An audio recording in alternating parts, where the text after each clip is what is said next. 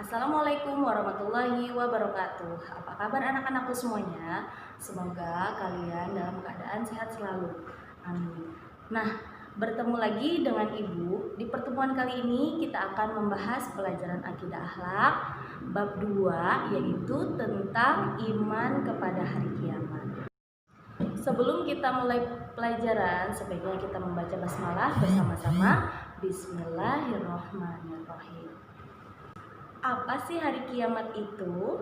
Yaitu hari di mana berakhirnya semua yang ada di alam ini atas kehendak dan kekuasaan Allah. Semua alam akan hancur lebur kecuali Allah yang Maha Berkuasa. Kehancuran dunia dan alam semesta belum pernah terjadi. Tapi nanti jika Allah telah tentukan, pasti hancur. Itulah yang dinamakan hari kiamat.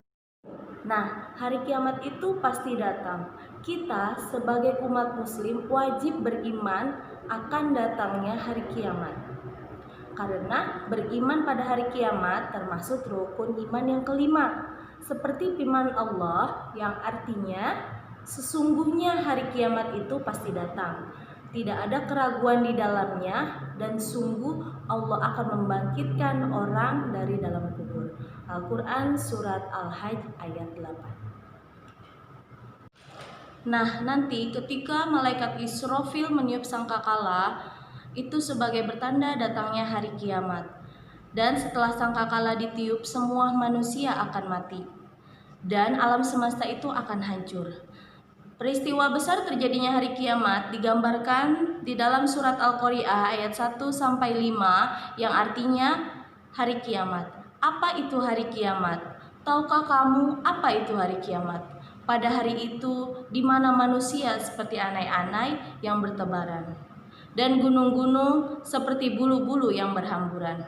Quran surat Al-Qari'ah ayat 1-5. Nanti semua manusia akan dihisab. Akan dihitung perbuatan baik dan amal buruknya. Selama ia hidup di dunia, mereka akan mendapatkan balasan yang paling adil oleh Allah Subhanahu wa taala. Nah, jika nanti amal baiknya banyak, maka mereka akan mendapat balasan pahala yang setimpal.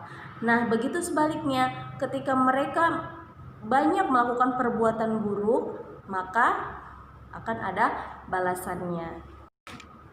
Nah, seperti yang digambarkan oleh Allah Subhanahu wa taala dalam surat Al-Zilzalah ayat 7-8 yang artinya barang siapa yang mengerjakan kebaikan sebesar zarrah pun niscaya dia akan melihat balasannya. Dan barang siapa yang mengerjakan kejahatan sebesar zarrah pun niscaya dia akan melihatnya. Quran surat Al-Zilzalah ayat 7-8. Di pembahasan yang kedua yaitu tentang tanda-tanda hari kiamat. Nah, di pembahasan ini tidak ada seorang pun yang tahu kapan datangnya hari kiamat. Sekalipun itu Nabi dan Rasul tidak tahu. Nah, ketika Rasul ditanya oleh sahabat kapan terjadinya hari kiamat, Rasul menjawab bahwa Rasul tidak ada yang tahu kecuali Allah.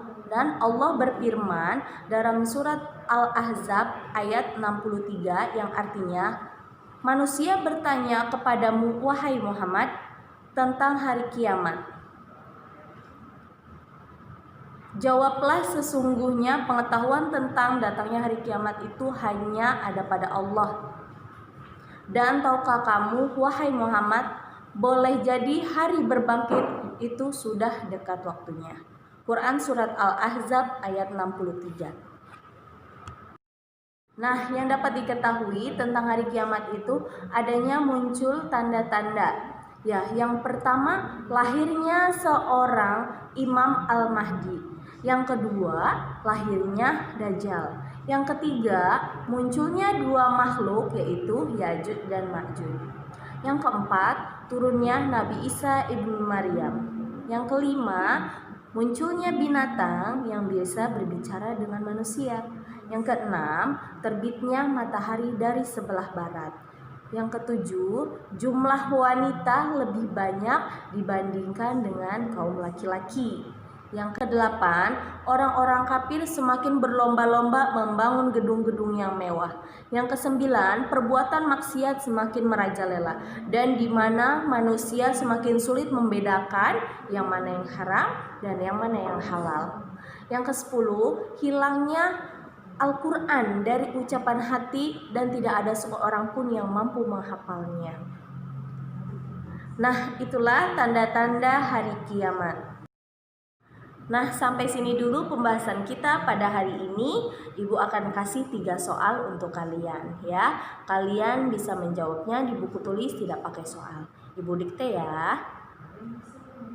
Soal yang pertama yaitu apa artinya hari kiamat?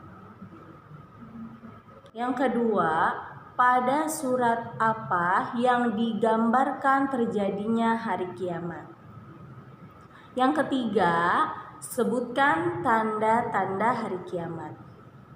Baik anak-anak, sampai sini dulu pelajaran kita pada hari ini. Kurang lebihnya ibu mohon maaf. Kita mengucap hamdalah sama-sama. Alhamdulillahirobbilalamin. Assalamualaikum.